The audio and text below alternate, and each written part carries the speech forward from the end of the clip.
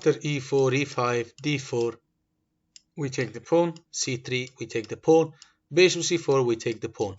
So we've seen this in the previous video. This is the second part of how to beat the Danish Gambit. White now is forced to take the pawn in b2. If you haven't watched the first video, you've got to watch it before you watch this one, so you feel free to find it in my channel. The move to continue now is knight to f6. And after e5, as mentioned, we play bishop to b4, check. So in the previous video we went through many other lines, but we also went through this line with knight going to d2. In this video we're going to go through the two options we didn't go through in the previous one, which is knight to c3 now, or king to f1, which is the main move of the white player. So knight to c3 is met by the thematic d5. It's a very similar scenario to something we've watched already, but it's not the exact same. So what to do now? Of course, this knight is pinned, so there is no double or triple attack on this pawn. White can't take the pawn d5 because then that will just lose a piece. White can't take that pawn. So what happens after pawn takes knight? Now here, we don't take the bishop back, surprisingly, because it's a different line. Here we're going to play queen f6. There's a knight in c3, so we're going to put double attack on that knight. We're going to go through two options here. Of course, white taking this pawn doesn't make sense. You got double attack on c3, then you got a fork on the rook. So let's look at two options. Either rook to c1, increasing the defense over this knight, or a check with the queen. Rook to c1 is met by the recapture of the opponent bishop. And now knight to e2, developing and putting more defense over this knight and get ready to castle, is met by castle, and then castle. Looks like this is about to be a normal game, but think about it. You've got equality of pawns here. 3 against 3 on the king side, but you got 4 against 1 on the queen side. So it's compromised. What you needed to do with the Danish Gambit is simply neutralize the attack and then just go to a winning endgame. Black now goes on with knight c6. There's no compensation whatsoever. And, well, what is it that white can do? Can't do anything at all. Queen to c2, for example, preparing to remove this knight and go for this pawn, also because white might know that we have a very simple plan of playing a6, b5, a very similar thing was mentioned in the previous video, and maybe start piling up on the c file and try to recapture the lost pawns, but this is just stupid. You play queen to g6, and you're going to swap queens and go to a completely winning endgame.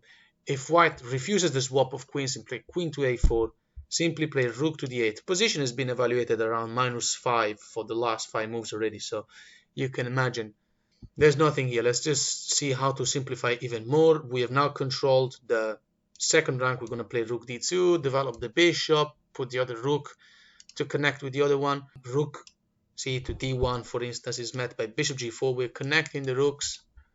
The white player doesn't have any attack. f3 attacking the bishop could be an annoying move, but this is met simply by taking the rook. There's plenty of ways to take back. If white takes with the rook, then you simply win the pawn in f3. It's pointless to continue seeing here threatening mate, but you also have the bishop pair, a massive material advantage. Here, if white takes with the queen, that's wrong because rook d8, you're protected by the knight, you're attacking the queen, getting more space. The queen's got nowhere to go. c2 will be taken, b3 will be taken, a4 just goes back there, and we can still play rook infiltrating. Well, first we have to play bishop f5, saving our bishop, then the rook is infiltrating. The back rank is safe. You can just play h5 if you prefer. If queen goes to e1, trying to come closer to the defense of the king, then simply bishop f5. The idea is to play bishop to d3, pinning the other knight, since we cannot really play rook d2 anymore. Then play rook to e8, finishing the job. You never have to worry about a3 here, because you can just play bishop c5, super strong check, very strong bishop. In this position, what happens if knight takes back instead? Simply bishop to f5, removing the bishop from that square. Knight to e3 could be an idea, attacking the bishop, but now bishop to c5 pins it. There's no way to defend that more because you can attack. Let's say bishop to c1 defends the knight, but then queen to e6. Double attack, you're going to win the knight. If king to f2, then rook to e8. The queen can't really go to b3 or a3 to defend that knight more because the pawn and the bishop. So let's move on to the more serious line. By making a recap, of course, d4, pawn takes, c3, pawn takes, bishop c4, pawn takes, and the white player has just been giving up pawns for the sake of development, yes, but it's a stupid opening, and I think we can give white the medal for the most wishful thinking type of player that there is. Bishop takes back, and now knight to f6. So we're looking at the main line, e5, bishop b4 check, and after knight to c3, the scenario we haven't seen in the previous video, d5. Okay, pawn takes knight, queen takes back, ignoring the piece. The bishop is still hanging. So what happens after the move queen to e2 check? Did we just get in trouble? No, because bishop e6, we're blocking the check, we're ready to castle, and we're still attacking the bishop. The bishop can't really get saved, because let's say bishop e3, you have still double attack on this square, and that will come with the fork winning more material. So after, let's say, is bishop d5 possible, considering that this is now free pawn since the bishop in e6 is pinned, but still, you're going to play this move, there's no compensation. Bishop check, check, queen takes, and now the thing is that if the king moves to f1 or d1, queen takes rook comes with check. And if queen blocks, this also comes with check. So that is why this bishop d5 move didn't work. So in this position, the white player just played e5 main move, and now bishop b4 check. Let's go through the main move, king to f1. It's the main move, but it's not like it's any better. Let's go on, d5, same thing. And after pawn takes, of course we can't take back because of the bishop, we're going to take the bishop in c4. Two options we're going to go through now. One of them is our opponent taking our right to castle away by taking, but still that's bad because queen takes, king takes. It's just simplifying for us. Pawn takes g7 with an attack on the rook, rook to g8. The bishop is defending this pawn.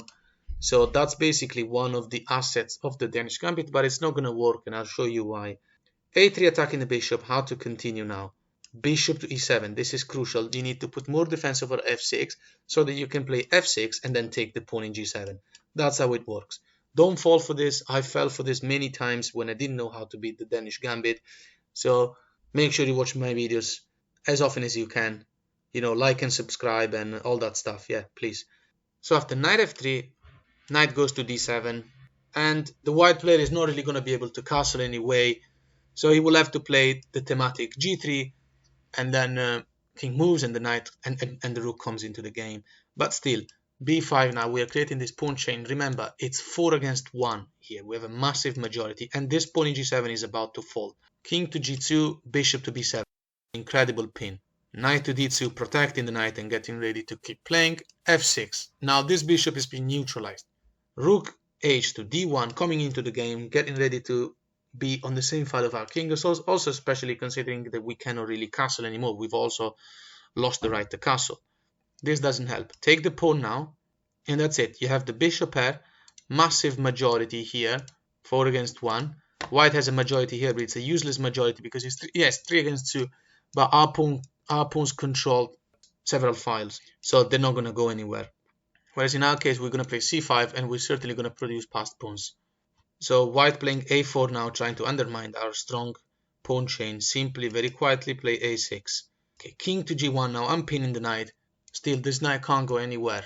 That makes sense at least. Black plays bishop to c5.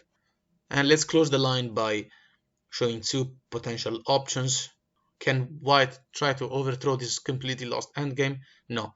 Well, knight to d4, for example, getting ready to go to some much better squares. You take it, right? Bishop takes knight, giving up the bishop pair for that tremendous knight. Because sometimes, as you know, the knight can be just the greatest scumbag. So now, however you play c5, the bishop will have to move. But bishop to b2 will be staying on a diagonal that is not effective anymore. Never was really.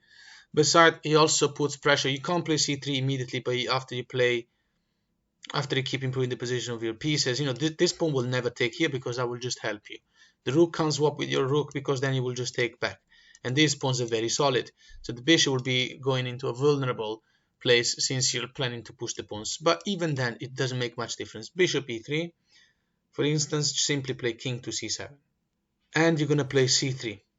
c3 is deadly. So rook to b1, for example, c3 just wins the game because you're going to move the knight and then c2 wins for black. There's nothing here. Rook to c1, you're ready to play rook e7 with an idea of, believe it or not, taking the bishop. And after the pawn takes back, black's plan is to play knight e5, protecting the pawn in c4 a little bit more, and then play rook d8, virtually pinning the knight since you're preparing to play b4.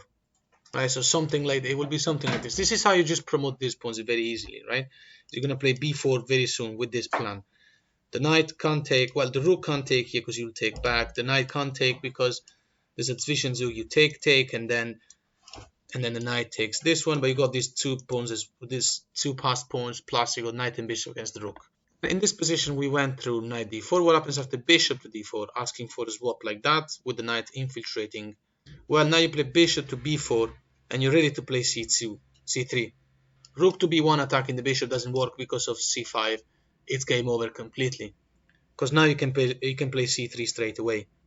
So last recap, d4 take, c3 take, bishop c4 take, bishop has to take, now knight f6, and main move e5, bishop b4 check, main move king f1, and now d5. Pawn takes, we're simplifying, and let's say if white doesn't want to simplify because he's going to a lost endgame and wants to keep the queen on the board, let's say queen a4 check. It's a useless check. Knight to c6 defends the bishop, that was necessary. We couldn't attack the queen with bishop d7 because then we'd lose our bishop. And we are about to castle. White really needs to be careful here, by the way. We have a threat of playing queen d3 check. Only move will be knight e2. But then bishop to g4, putting more pressure on the knight. This cannot be defended with the knight in c3 because you can just take it. You are removing the defender. So after f3, stopping the checkmate threat, bishop takes f3. Boom. And now you're still renewing the threat. After the pawn takes you back, queen f3 check, only move, king g1. And now the quiet but deadly queen takes knight, because we want to be able to play bishop c5 check without the knight and the bishop both being able to block. So queen e2 now threatening bishop c5, checkmate soon, and that's unstoppable. In this position we see all the massive threat that there is. So what happens after knight to c3? This works to basically stop the diagonal of the attack of the bishop, so queen to d3 doesn't really do much. So black now goes on with queen to f6, capturing the pawn. You don't have to worry about any discovered attack, there's nothing. And there's, by the way, double attack over this knight. And this will have to be defended by something like rook c1. I don't think queen c2 is an option because you got bishop f5 developing with tempo. And anyway, rook c1, let's see how to take this. Bishop f5 comes anyway. The threat is to play bishop d3. So after the development of the knight to e2, because you see, if you think about it, knight to f3 is met by long castle. Position is evaluated like -7. That's completely crazy. And the idea of the black player is to play rook to d3. The white player will never be able to castle by moving the king to the center because that's a suicide. You will just play the other rook, you're completely dead. Or even bishop d3, there's plenty of options. He will have to play this move like this, like g3 and then king g2, but that will leave the knight in f3 a very vulnerable, targetable piece. So black here has a plan of simply playing rook to d3 and finalizing the pressure over this knight. The queen will never be able to join the defense of this knight. And there's no other option for the knight. You can't just move the knight. Let's say knight to, well, d5, you get taken. So let's say knight to b5. That looks like a good move. But there's nothing here because you can just take the bishop. And neither knight d1 was a possibility because you can just take it with check and then win the bishop. So in this position, after knight g2, simply play bishop d3, pinning the knight. There's nothing here. There's no, like, again, there's no discovered attack of the knight going to d5 because this is just a free bishop and it comes with a threat on e2. So let's say knight d5 with the threat of knight c7, forking king and rook. You just play queen b2 and you don't have to worry about the knight attacking you. You move the king, but you still have the threat on e2. You're going to take the knight. There's nothing. The best move according to the engine in this position is king to g1. I'm pinning the knight. But now bishop c5, threatening f2. So after rook to f1, there was nothing else really for white to defend that square. Black will long castle, get ready to potentially take the knight in e2, knight takes back, and then rook d2 is a very strong move. Gonna win a piece or go for a checkmate attack. Position is evaluated like -7. So you got all the ideas. So thank you so much for following me so far. And if you want more of this, if you want to support the channel, feel free to share my videos as much as you want with your chess player friends. That is the best thing you can do to keep more material coming.